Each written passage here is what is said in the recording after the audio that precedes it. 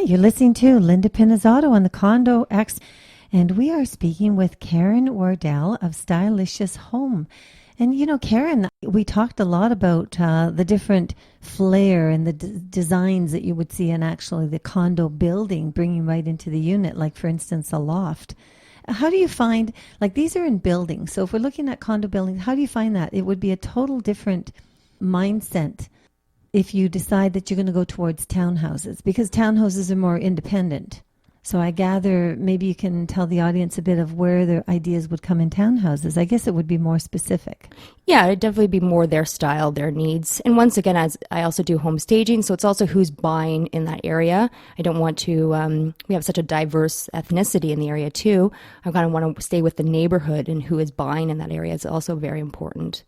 And that would be on the staging side of things? Yes, that's correct. Yeah. Right. Well, that would make a big difference. So do you find that when you're staging, I guess irregardless of whether it's staging a townhouse or whether it's staging a low-rise building or a loft or a standard high-rise condominium unit, I guess the whole idea behind it is to create a lot of space and not feel cluttered. That's correct. Staging 100% is less is more. Even in condo spaces, I say that's typical for a day-to-day living.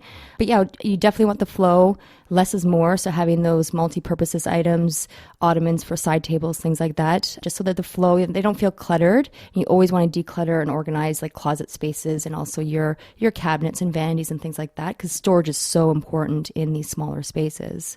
And, you know, if a townhouse has, you know, say, for instance, it's a 2-story townhouse, more of the focus, I would imagine, goes on the main floor levels, because there's really not too much you can do with bedrooms other than put in a bed and maybe a night table. Yes, definitely. Yes. The issue with some of the townhouses here in Toronto is that the accessibility on the second or even third floor, first of all, it's the amount of stairs that you're going up, but it's also the box springs. You got to think, if you're going to do a queen or a king size bed, the box spring's not going to get upstairs. So you have to really think of that.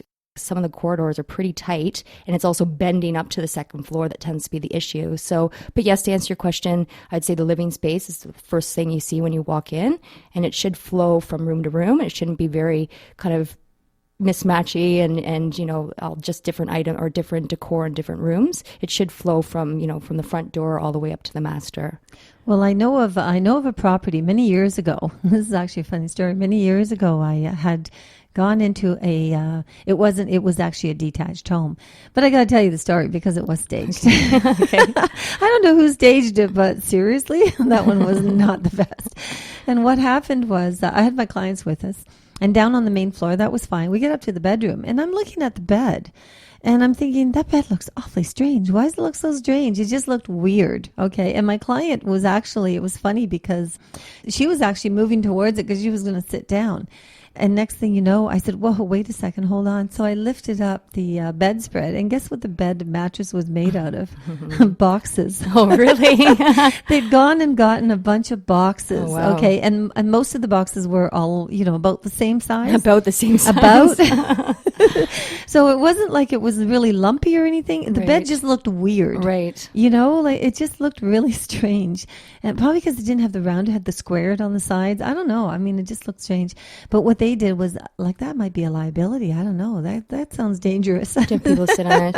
If people do want to empty boxes. If people do want to save a little bit money on the, you know, renting of a mattress, they can do a blow up bed. But sometimes if someone's not going there every 2 days to blow it up, 2 weeks later it's kind of sad looking, and you can tell that it's a blow up bed. So that's true too. Yeah, because they start to lose out some of their air sometimes. So that's not going to work. And you're only going to be saving, you know, $20, $30, and I don't think that's a big issue. The one thing I did want to speak about today is that when you are staging a condo or a townhouse, a lot of people think if it's empty, it'll actually look bigger, which that is definitely not the case. So if you have a master bedroom in a condo and it's vacant, it's very crucial to staged. So if people walk in there and be like, can a queen size bed fit in here? You've lost buyers right away. They're going to walk out. So if a queen size bed can fit in there, make sure that you are putting a queen size bed in there so people can visualize living in that space. You know, that's a really good point, because they do. It's especially, you know, some of these condominiums, they have a very interesting design because they're closets. They'll have one closet on one side of the bed, and then they're going to have another closet on the other side of the bed, and then they have the space in the center. And that's, of course, where your bed's supposed to go. I can't tell you how many times I've gone in there and we're standing there, don't have measuring tape, and we're wondering whether or not a queen could actually fit in there because visually it doesn't look it. Right. What's the dimensions? So what's it, 45 inches, I think, for a double, and 40, I can't remember what it is. But I think, like, you're talking about an extra 6 inches, maybe. Right, for sure. I think it's like 6 to 8 inches, thereabouts, whatever, to go from a double then to a queen. Right. Yeah, and visually you can't pick it up. No. It's impossible to. Yeah, and yeah, if it's empty, it looks smaller. So you want to stage it.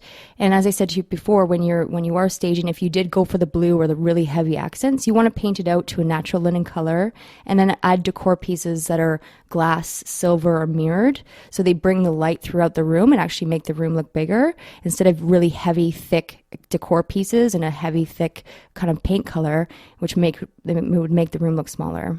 So, you know, mirrors. I mean, mirrors are ideal. I see mirrors over top of the sofas all the time. You know, like that seems to be a real key spot. Mm-hmm. And definitely, You know, in the dining area. The dining area as well. Yeah. Anything that bring in the more natural light, and it reflects the visual space as well, so it will make the room look bigger. You know which ones are really nice is those floor mirrors.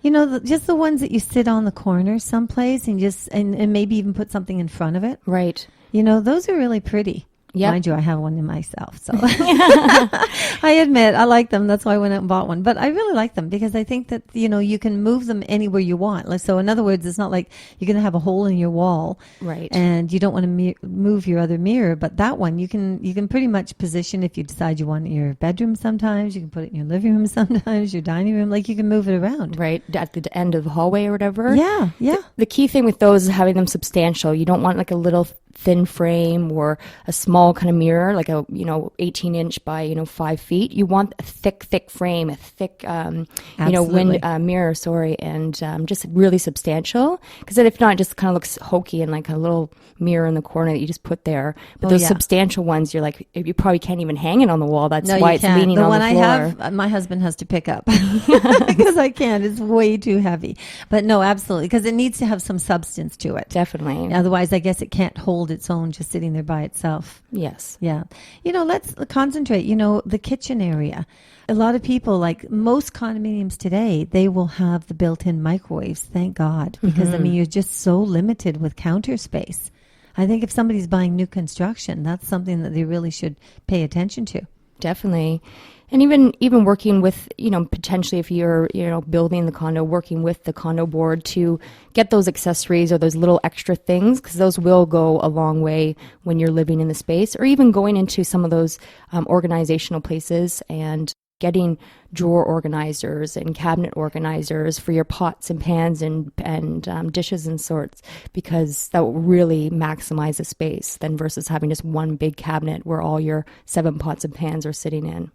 Well, I think a lot of times you'll probably find yourself interacting with some of the trades that are involved in closet organizers and so on while you're working on a particular unit with your clients in order to just give them advice of which way to go with it all. Definitely. Well, I definitely have experience in closet design. So usually in condos, I recommend having a good closet organizer. It can eliminate a dresser in the bedroom and it can allow 2 people to share, a relatively small walk-in closet where you can utilize the double hang, have a small section for your long hang, some of the dresses that you have, and having the accessories like the belt, scarf, and tie racks that can keep all those little smaller knickknacks kind of organized and not taking up a huge basket space on one of the shelves in the closet. Well, that makes a big difference because most of the time, like for instance, if you take a 1-bedroom condominium, they'll have a closet as you come in the entrance somewhere. And then really the only other closet you're going to see is in the master bedroom. And then to be quite honest, if you're at studio, forget it. You just got one closet. That's right. And you may have a laundry room that actually has an area in front of where the washer dryer is. But sometimes that can be utilized. Sometimes it can't because you got to still access the machine. That's correct. Yeah. So what do? You absolutely, you do need to double it up because that gives you double the space. That's correct. Yeah, and anything that eliminates the floor, like if you can eliminate a dresser, so you only have one dresser versus 2 if you're sharing the space with your husband or wife, eliminating 2 dressers in that small, bedroom, the better. So definitely maximizing your closet space is ideal in a condo. So are you very familiar with I've seen them from time to time. I don't see them as much as I would have expected, maybe the cost. But there's beds that have either the dressers, drawers that are under the mattresses. And then I know at the home show they had one bed where you could literally lift up the mattress. And then you've got that entire thing underneath the bed.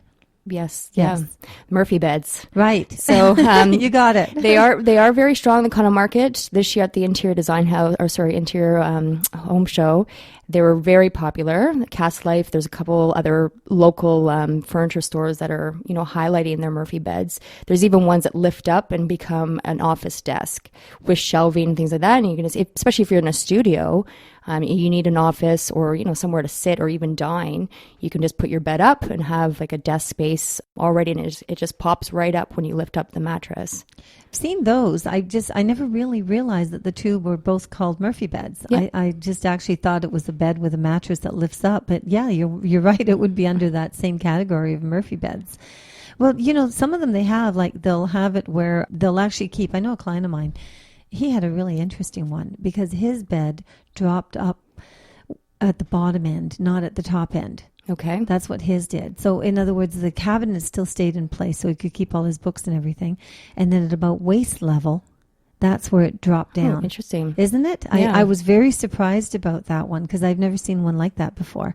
So it was actually a little bigger than a twin, but smaller than, appeared to be smaller than double, but maybe Right. in fact it was a double. It's come to think of it. I don't know. But the way it came down, it was actually really convenient because sometimes you wonder about if you have things on your cabinet, how do you drop down the bed? Doesn't it affect Definitely. everything? And all the bedding going up. And yeah, that's why I Yes. often think like Murphy beds might not be realistic if you're not the tidiest or, you want to deal with that every day. So what I recommend is actually having a bed frame there's a frame at the top and a frame at the bottom, but there's nothing in the belly of the underneath the bed. So you can get slide in Tupperware containers that you can store your off-season clothes, like all your winter clothes if it's the summer or vice versa in the winter. So kind of maximizing those space. And that's such a good real estate under your bed that you can actually put Tupperware containers and bins of clothes for off season. That's much more economical. Definitely. Yeah. And it's more practical. You're not Much lifting up more. and down your bed every day and you change it twice a year. And Yeah, and you can label it and then you're all set.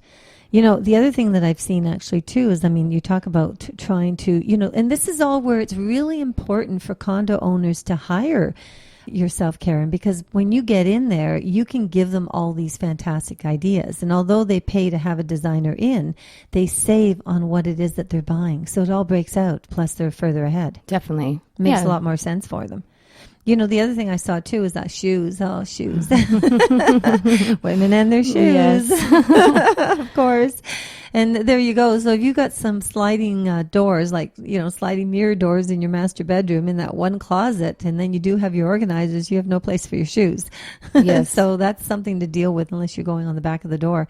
You know what I saw last week? It was funny, is that boxes, because you mentioned boxes, there was a shelving unit way above your height of, yourself. So in other words, if you're 8 feet, the ceiling is 8 feet. These were about 7 feet up, maybe Right. 6.5 feet up.